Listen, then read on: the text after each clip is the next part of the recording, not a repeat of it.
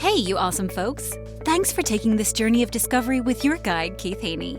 You're listening to the Becoming Bridge Builders podcast, your favorite podcast for everything from racial reconciliation to education innovation, justice reform, and leading change in the 21st century. This podcast is for people who love to be challenged with difficult topics, but want practical solutions to solve these challenging issues. Becoming Bridge Builders makes change possible. Each week on the podcast, Keith invites innovative thought leaders to share how they are building bridges in their area of expertise. You will hear breakthrough ideas and concepts that are changing the world. He's featuring guests who are best-selling authors, leaders at Microsoft, entrepreneurs, leading educators, professors, lawyers, and so many more. Listen in to learn how you can be the bridge to the change you are seeking. Is Richard Villasana. He is the founder and author of Forever Homes for Foster Kids. He's a leading international authority on immigration issues and foster families. A proud Navy veteran, Richard has been featured on CNN International, Associated Press, ABC TV, Costco Connections, and the Washington Post. He is a columnist with Foster Focus Family and an international speaker. Richard is honored as a California hero and has been translated for the United Nations. For 3 decades, his nonprofit has worked with government agencies across the country to find homes for foster and immigrant children to create a permanent home. He is the best-selling and award-winning author of the book Do No Harm, about the children's separation at the Mexico-U.S. border from 2017 through 2021. We welcome Richard to the podcast.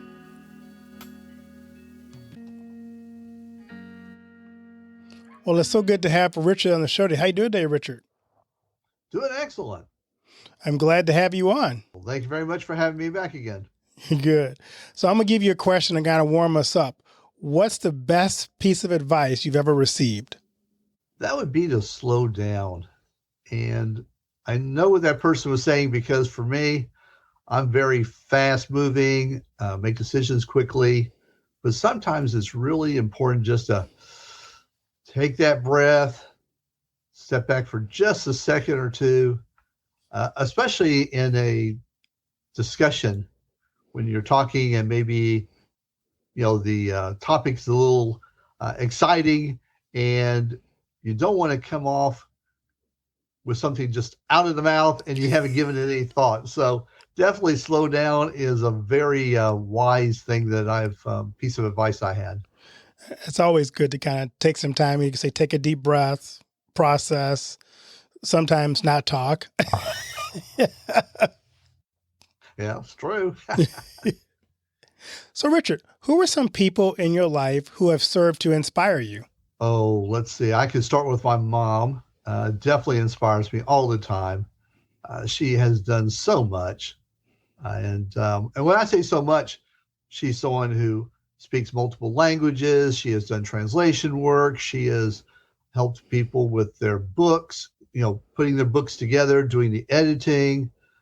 She is also a fabulous painter. She specializes in a form called iconography, which is a religious style of painting, and ran our family business for 10 years by herself once my father passed away. So definitely my mom. And my grandmother.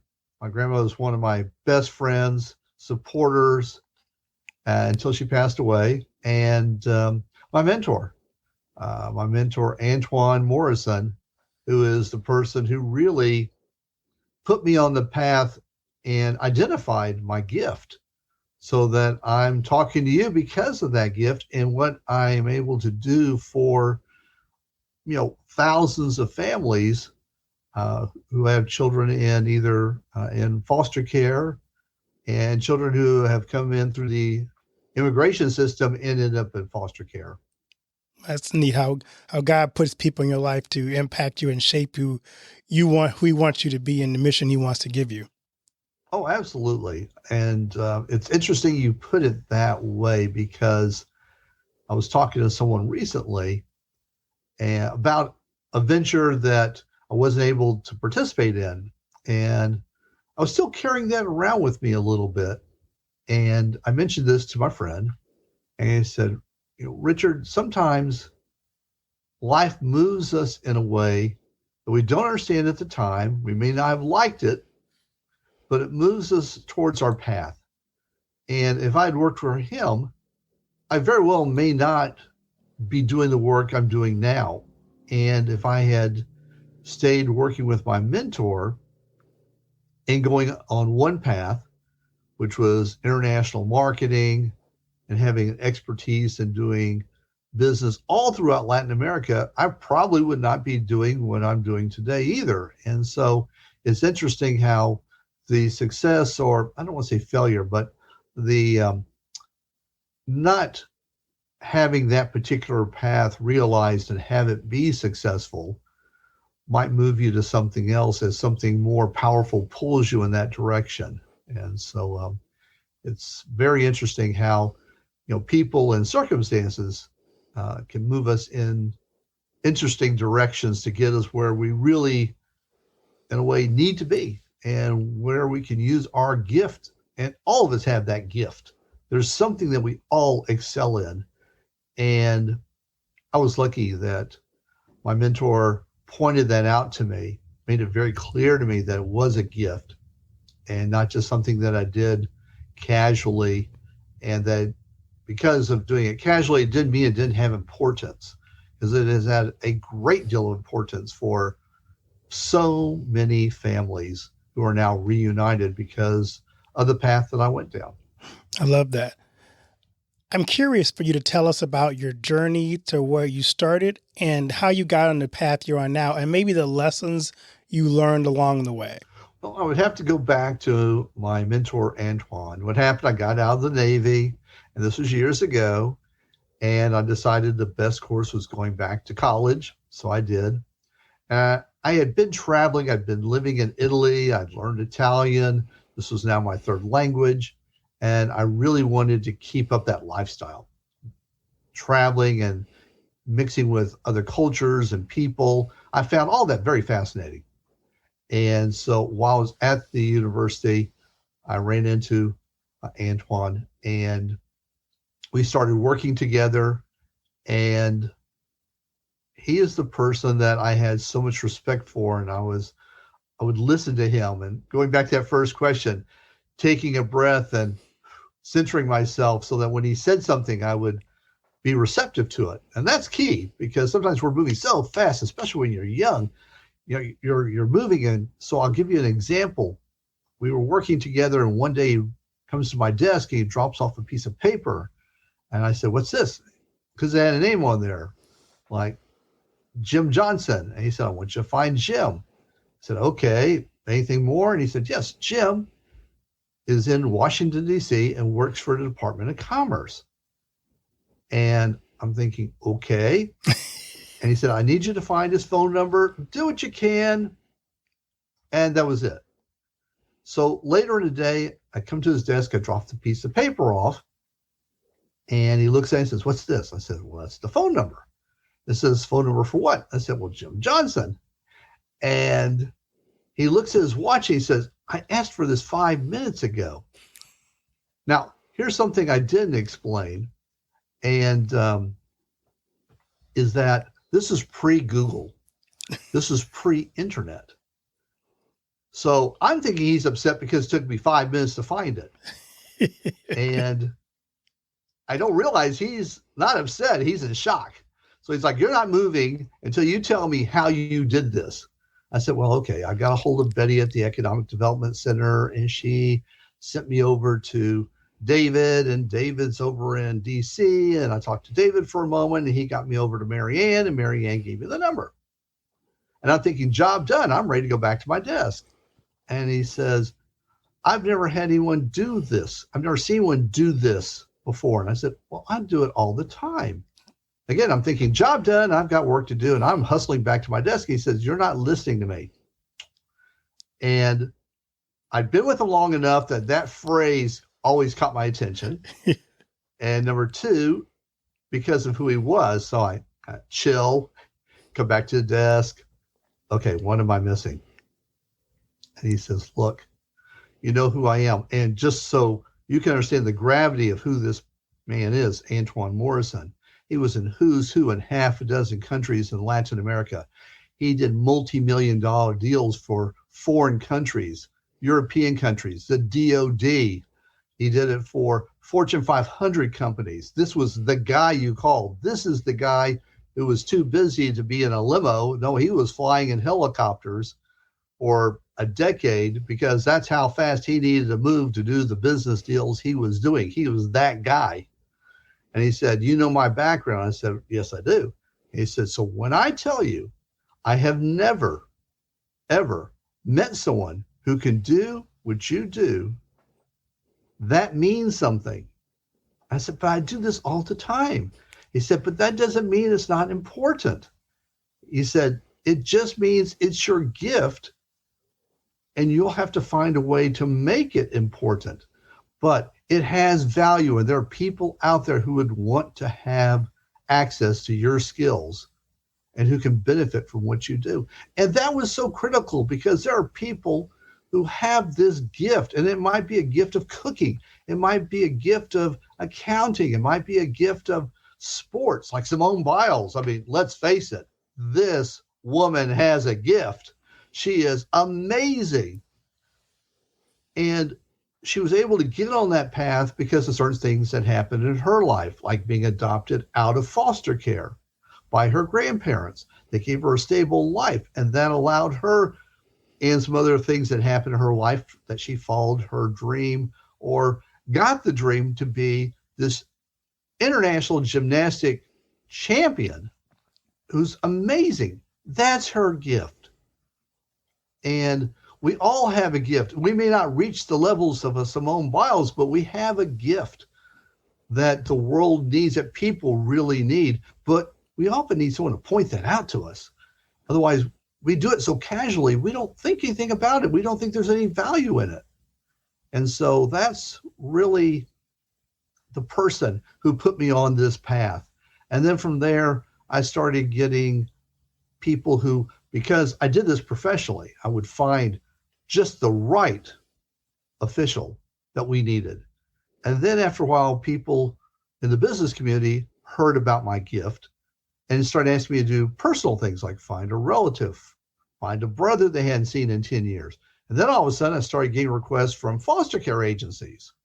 I just get a phone call out in the middle of my day. Hi, I hear that you can find people in Mexico. We've got a child here and they've got relatives in Mexico. Can you help us? And that was the beginning of the work that I'm now doing. I love that. So for those who don't know your background with foster care, tell us how the system is supposed to work, because you know it's not working the way it's supposed to. And then kind of transition into how you have helped reunite families together. That's a great question. And you're right. Many people hear about foster kids, but have no idea how this happens in this country. So when there's a situation where a child is removed from their parents, and that situation normally is one of the child has been in a situation of abuse, physical, mental, sexual abuse, or they've been neglected. Now, when I say neglect, I'm talking about those situations where kids are left home for hours or days, or they don't have enough food because for whatever reason, their parents are spending it on something else, gambling, drugs. Just a situation where the child is not being cared for properly. I'm not talking about the child being outside in the front yard and someone walks by and thinks that that child is being neglected. I'm not talking about that, although that does happen. But these are the main reasons that child is removed from their parents and placed in foster care. Now, when that happens, the agencies want to find a relative as soon as possible. So if they have information, and if those relatives are local, they'll contact those relatives like an aunt or a grandparent and say, look, little Maria, little Marco is here in foster care. Would you like to take them? In which case, if they say yes, then they'll give the child to a relative, and they don't really get, booked into the foster care system. They're still monitored by it, but they're not what we consider foster kids at this point. But what does happen in a lot of cases is that relatives aren't nearby.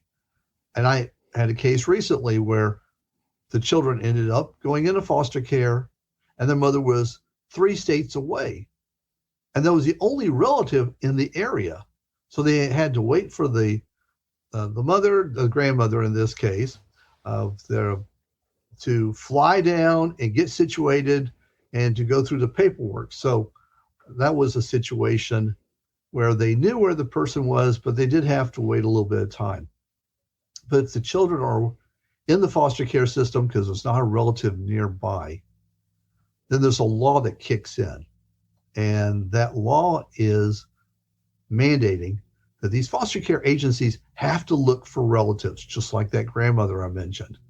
And it's called family finding. And it's a really simple concept, but it's very powerful.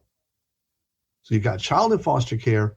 So what they do, the caseworkers, they make a list. That's step number 1. Make a list of all the relatives they can. And they may get information from the mother, the father, or the child to make this list. All the aunts, uncles, cousins, older relatives, older siblings. And once they've got that list, then they have to fill it in with contact information. And that's work that they have to do. There are databases and search engines where they can look for the names and locations and the contact information for these relatives. And then number 3, and this is really critical, they got to notify these people, because it doesn't matter if you have a list of 60 relatives if you only send out 1 letter to 1 person. So the idea is you contact all these relatives, and if you contact enough of them, the odds are that someone's going to step up and say, yes, I'll take in that child. And that gets them out of the foster care system and gets them into what we call kinship care. Again, the foster care system is still the overreaching entity that's tracking the kids, making sure they don't disappear, making sure that the relatives are okay, that they're not giving it to an uncle that was a felon, things of this nature. But now they're with family, and kids do much, much better when they're with family. Now, unfortunately, I've already alluded to a few things. Number 1, these caseworkers are coming out of college with bachelor's and master's degrees across the U.S. and have never heard of family finding. Even though it's a federal law, even though it is in state law, they're mandated to do this as a caseworker, but they've never heard that term because they don't teach about this in most of the colleges in this country. So you've got people coming with these degrees who've never heard about this, who don't know what information they need to get to be successful at this. Or if they do it, they don't do it very well because it says reasonable effort. Well, reasonable effort in legalese means anything you want it to be. Right. Reasonable for you might be spending a month tracking down every relative. Reasonable to a supervisor might be making 2 phone calls. Yes, we did a reasonable effort. Couldn't get anyone to answer the phone, Your Honor. This is just the way it is. So we have this no baseline, no standard set for how we do family finding. So it's not taught at the universities. They don't get that kind of academic training. Then they come and we have to rely on the agencies to train these people where there is a 30 to 70% turnover rate of caseworkers. So new people coming in constantly. And then they have to want to do this work at a high proficient level. And if they don't get that long list, and if they don't contact all those people, and I'll share this with you. A colleague of mine told me one day that she was here in San Diego, and she was in the office of a director who has children. Their organization had children under their care. And one of the workers came in and said, I've got letters prepared to go out to the relatives for this one child. And she said, whoa, stop. Letters? No, we don't have enough time or money to send a lot of letters. You just send one.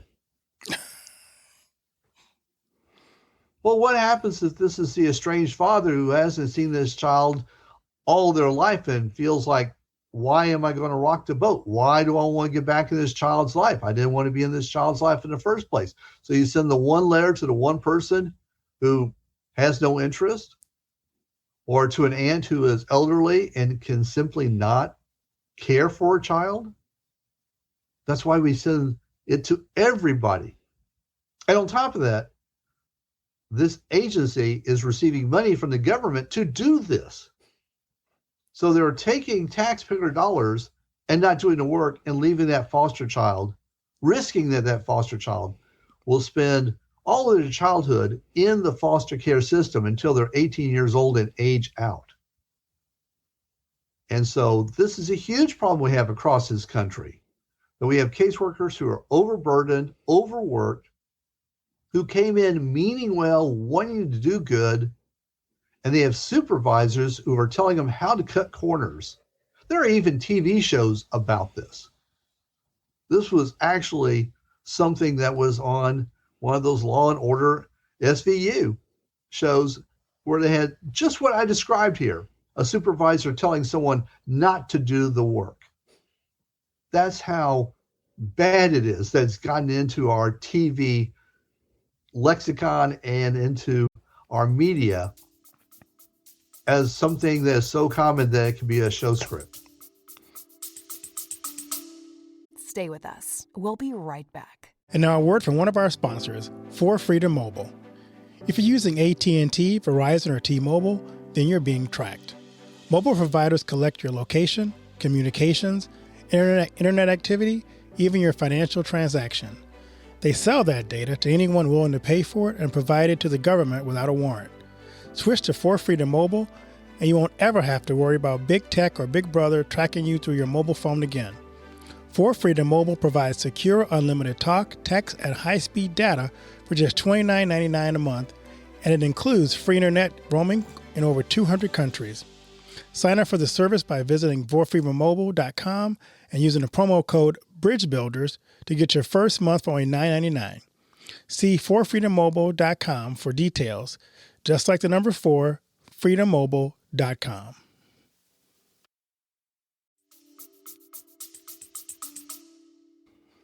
That is shocking. How has what's happening at the border with the kids exacerbated the situation even more in our country? Oh, that's a great question. The problem that many people don't know about is that when a child comes across the border and they are placed into what I call the federal foster care system, that's run by an organization called the Office of Refugee Resettlement, ORR. That's where these children go. And they go there just as with foster care, which is handled on the state side. It's handled by counties in this country. There's over 3,000 counties. So you have these children going to the ORR on the federal side, and they do exactly the same thing. They look around for a relative that's in the U.S., they find that relative, and they vet that relative, and they make sure that it's a safe place to put the child, and then they'll put the child with that relative. Okay, excellent. And that's not the problem. The problem is, because of the influx, there is a percentage, about 25%, who they don't have another parent here. They don't have a relative already. So now those kids end up going into foster care. Now, as soon as they go into regular foster care at the county level, guess what kicks in? That law I mentioned for family finding. So let's say a child comes across the border in San Diego and they get put into the ORR, and the ORR passes them now to, let's say, a county in, Central California, not along the border, but because they don't automatically go to wherever their entry point is. They could go anywhere. And we saw this when we had so many kids coming in that we had hundreds of kids being dropped off in cities all across the country, like New York, where they got over 700 children at one time. Well, they certainly didn't cross into New York. They crossed in at Texas. but these kids can go anywhere. So now you've got this child who is now with a county agency. And that agency now, by law, has to go look for their relatives. And we already talked about how poorly we do some of this family finding in the first place of looking for relatives, of trying to save money and not putting the word out to all the relatives. Now you have a child who may have come from Guatemala, that maybe their first language is not Spanish, certainly isn't English. It might be an indigenous language like Mam or Acateco. These people at the county level are not prepared for this. Many agencies do not have someone who understands Spanish, speaks Spanish, can read Spanish.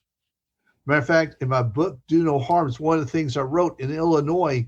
One of the officials up there said, look, I can understand if we were talking about having people working in foster care who spoke Mandarin, but we're talking about Spanish. She said, it's just unbelievable. We don't have people who can speak and understand Spanish. And why is that important? Because Illinois has one of the largest populations of Hispanics and children who are in foster care who are Latino. So that's a problem. We have that problem in California. There was a grand jury that was assembled. Now, this was about 10 years ago for Napa County. And the grand jury looked at how their operation was going, and they came back with about 36 points that they felt that the county had failed in serving their foster children. One of them was that they did not have anyone that was certified in Spanish to work on behalf of the families and the children in a place where they have at least 30% Latinos. And I will say this, to the credit of Napa County, they said, you're right. We agree. And they fixed it. But it took a grand jury to come down on them to get them to fix it in the first place. And that's one of the problems we have in foster care, is that a lot of this is reactive. It's only when a journalist breaks a story. It's only when a politician gets involved. As much as we may think bad things about certain politicians, it's politicians often who get riled up about things like this and get an investigation going and break it open that these agencies are breaking the law, that these agencies are abusing kids, that these agencies are taking dollars from taxpayers and not doing their job. And so you've got immigrant children who are being placed in our foster care system, and a foster care system that already doesn't take care of our own U.S.-born children. And now you've got a growing disaster. And that's why I wrote about this and call it the foster care crisis, because we have a foster care crisis right now in this country. So, Richard, from what you're saying, it sounds to me like it's really easy for kids to fall through the cracks in this system. How do we fix this broken and overwhelmed foster care system? We have to have a shift as a country on where our priorities are. Children are not our priority. That's just the way it is. Now, that does not mean there are not people and politicians who care about children. But if you look at what we do, our actions, they say that we care about anything other than children. Because if we cared about the children, number one, we would make sure there's enough budget. It's just like a business. You've got to have enough money for staff. You don't have enough money for staff, guess what? You're closing your doors on Mondays, or you're not open as late. Same thing happens here. And there's this idea that our agencies, and again, I've talked about this in the past, our agencies are not sponges.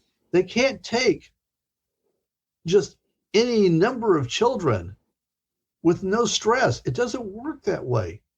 You've got enough caseworkers to go visit the homes, check the people out, check their background, send out those notices to all family relatives as the law requires, not like that directors had her staffer not do, essentially breaking the law.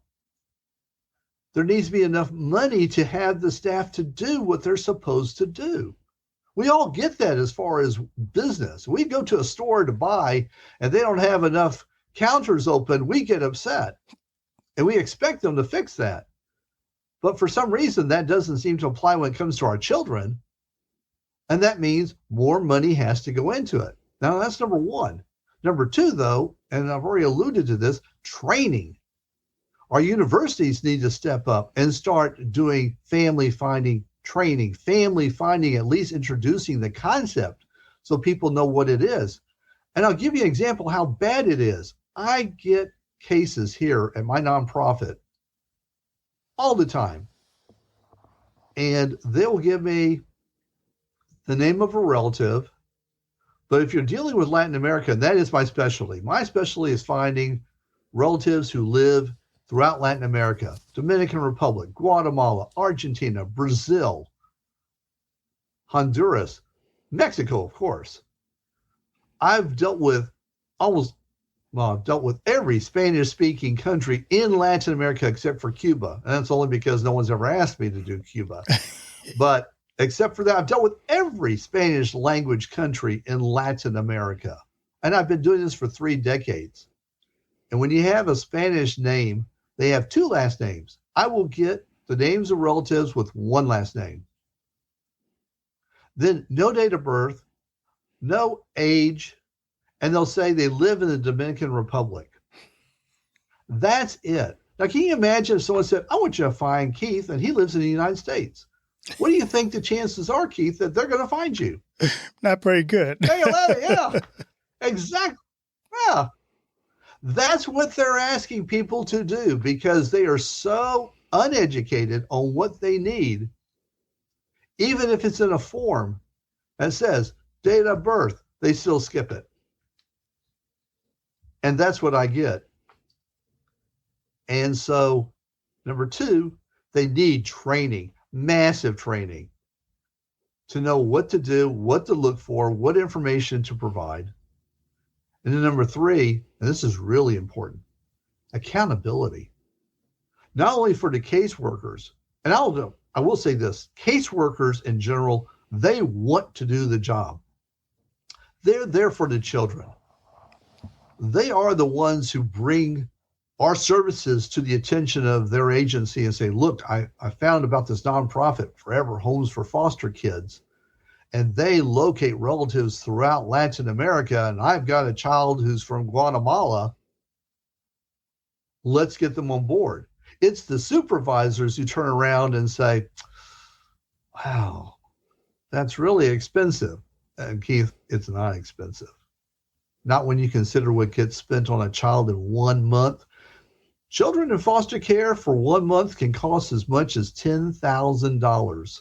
Wow. For 1 month. That's 30 days. That's $300+ a day. The cost for international services by my nonprofit doesn't even come close to that number.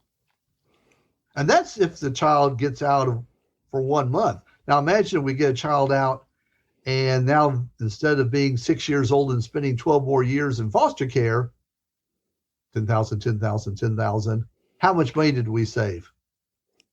A boatload.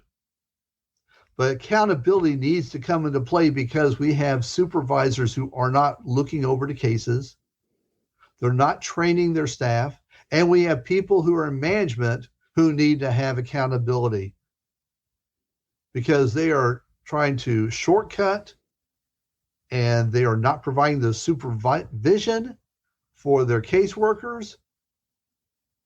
And so as an organization, many foster care agencies, if they were a business, they'd be out of business because their management is lacking, seriously lacking. No ongoing training, no good management. And again, that could be a lack of budget, which means they don't have enough time to get their own training. Could be that. I spend my time with caseworkers, not necessarily with directors. But you know, if you've got that problem, we need politicians and the public to understand it does take some money to make this happen. You don't get happy kids by starving them. You don't get happy, healthy kids by not sending them to school and not having them be awake in the morning and not getting the proper instruction. But for some reason, when it comes to foster care, states will buckle down. If there's ever a shift in the economy, the first thing that goes is welfare, and that impacts foster kids. So the least and most deserving are kids who have done nothing, are complete innocents. Those are the ones that bear the financial burden for people who don't want to spend a dime, who are like, I got mine, good luck getting yours. Right. We got to change that mentality in this country. So, Richard, I want to ask you about your book. We've talked about it, but tell us, when people pick up this book, what will they learn from Do No Harm? Oh, okay. Well, number one, here it is right here, Do No Harm. And I wrote this book because I wanted to talk about the thousands of children that were separated at the U.S.-Mexico border. I want people to understand how it happened. What a lot of people don't understand about that is that families came across, and it doesn't matter how they came across. We had laws in place at the time that said, you step foot on U.S. soil, you can legally ask for asylum. And it even says that it doesn't matter how you got here. And we understand this from Cuba. Someone from Cuba makes it over and steps on U.S. soil, citizenship. Well, these people aren't necessarily asking for citizenship, but they were asking for asylum, and they were legally entitled to ask for it. And the government broke the Fourth Amendment of due process and did not go through the proper channels. And that's why in June 2018, there was an executive order put out to reunite these kids. The book explains all the things that happened from the beginning to that point, and that's where I came in. And then the government's effort, and I've got to tell you, the government's effort has been modest at best. They'll tell about how many hundreds of children they found. It's been 6 years since they were separated. So imagine a child that's 2 years old. Now they're 8 years old. I mean, for a child, 2, 3, 4 years is a lifetime for a child. And that's what these children have been spending away from their father, away from their mother. Because the country with the greatest wealth and the greatest technology can't find their parents. And so the book talks about that effort. And I call it a very faltering effort, a very failed effort. Because if we really wanted to do this, if there was a child missing, we expect everybody to be there, citizens, police, fire department, air, support, dogs, everything, searching for this child. That's not what happened here. This was very moderated, very limited in who got to work on this case. And it shows. Some of these cases, parents haven't been found for 4 or 5 years. I get a case, I've closed a case in as little as 5 days with my team. And I have an amazing team throughout Latin America. So the book talks about that. And it talks about the children going into foster care. And it talks heavily about foster care and the problems we have in foster care and how we can solve it.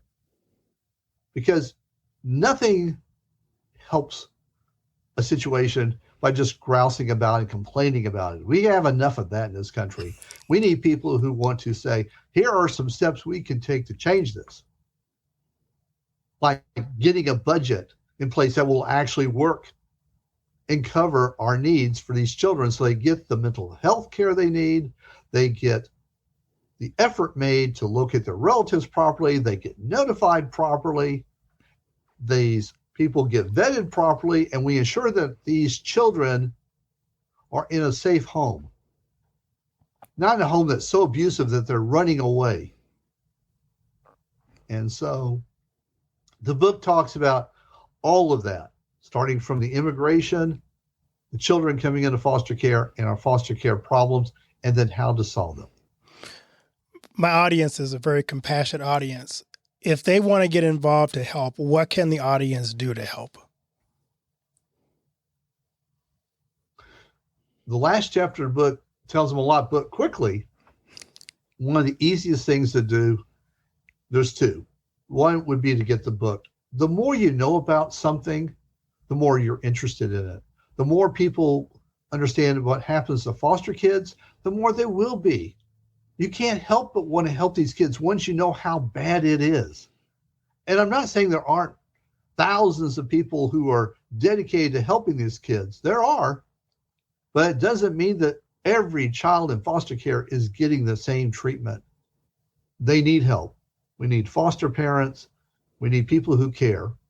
And the book will help give them that information. But just real quickly, they can donate to nonprofits like mine, Forever Homes for Foster Kids, every nonprofit who deals with foster children. We all rely on donations, mine especially, because a lot of the work we do is pro bono, free. We offer it freely to the counties. So the only way we're able to keep our doors open is if there are donations. And people can go to my website, Forever Homes for fosterkids.org. They can donate. And they can donate once, they can donate monthly, as little as $5. That's a tremendous help for a nonprofit. Then if they really want to get more involved, they could join an organization like CASA. That's court-appointed special advocates. That's where a person gets trained in how to be a voice for a child in court and to look out for a child's interests when they're in court, to make sure that as much as there are caring people in child protective services, some people are less caring and some people are less attentive. And so it helps to have someone who is there for the child, speaking on the child's behalf. There could be people who want to become foster parents. We are in a crisis right now. We are so lacking in foster parents because of COVID. It's terrible. We are at crisis levels. And for anyone who thinks that the system can take in more children for whatever reason, they're wrong. We are so failing our children right now who are in there. We do not need to be adding more children based on other decisions. Let's just put it that way. And so those are ways that people can help. It could be through following us on Facebook. Just find a nonprofit. It doesn't have to be mine, but find a nonprofit that you resonate with and help that nonprofit. Post about them, talk about them, find out more about them, and share that information. Because again, the more we know about it, the more we care, the more we get interested, and the more we get to a tipping point where people will say, look, that's got to change. I don't want my tax-paying dollars to go to an organization that won't take care of the child. Fix it. Find a way to make it better. Give them enough money so that child isn't starving. Give them enough money so that someone will check the home and make sure that they're not being placed with someone who has a history of sexual violence or physical abuse. Those are all problems that foster kids are facing right now, and we need to change that. That's great, Richard. I love to ask my guests this question because this has been a great conversation. But what do you want your legacy to be? Well, that's easy. The legacy is the families that we have reunited. And we've already reunited thousands of families. And I'm very proud of the more than 100 immigrant families that we have found their parents, and they are now being reconnected and reunited with their children who are here in the U.S.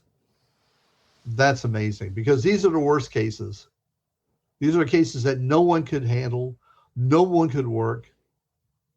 And when I say no one, I'm talking about leading organizations similar to the Red Cross, immigration organizations who spent years trying to find these people and failed.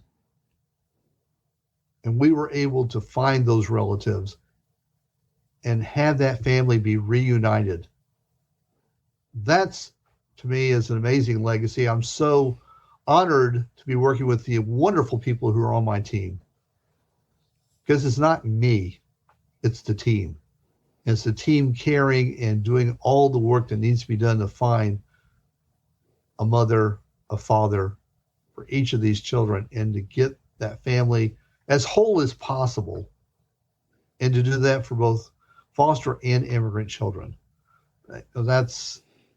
I could live with that. I love that. I want to keep doing it for many years, but that's what I'd like my legacy to be. That's great. So where can people find your book, Do No Harm, and where can they connect with you and your nonprofit online? They can find us online at Forever Homes for FOR, fosterkids.org.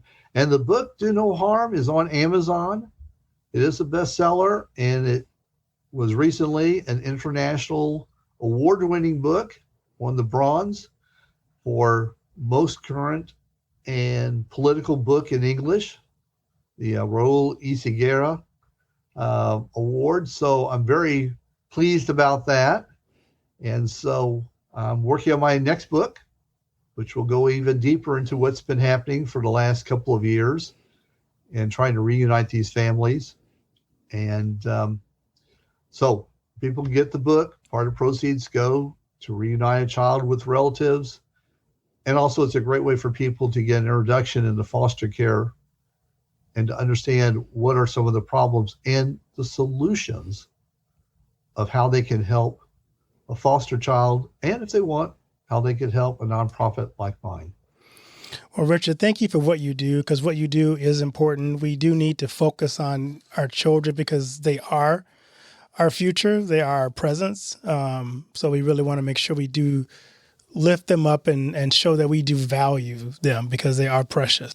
Oh, absolutely they are. And I think that the attention needs to be paid for these kids. It's just too easy for us in our busy day, our noses in our phones, so much information coming in that these children are hidden and they're overlooked. And it's time for us as a country, if we really feel that children are our future, it is time now for us to step up and take care of these children, ensure that these children who did nothing wrong, they are children, and ensure that they are taken care of and have a place and a home, preferably with loving, caring relatives, but if not with other people who will give them the love and care that they deserve.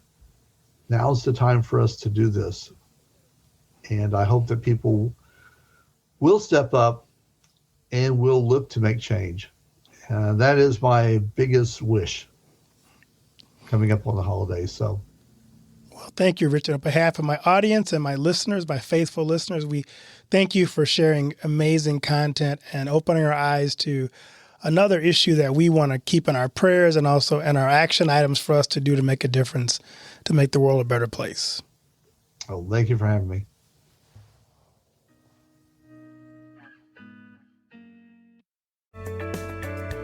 Thanks for listening to Becoming Bridge Builder. If you enjoyed this episode and want to help support the podcast, please subscribe and share it with others. Post about it on social media or leave a rating and review.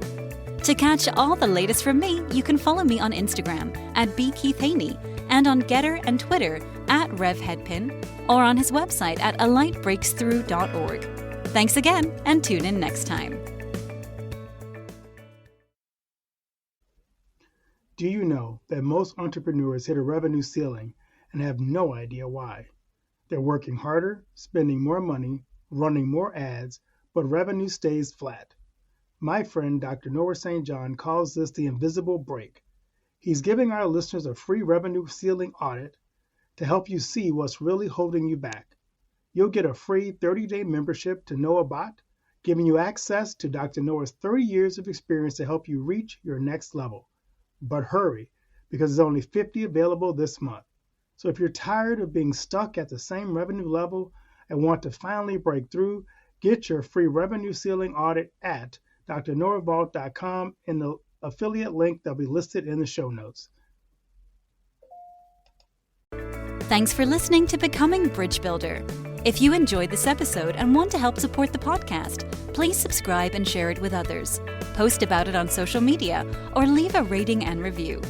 To catch all the latest from me, you can follow me on Instagram at bkeithhaney and on Getter and Twitter at RevHeadpin. Thanks again and tune in next time.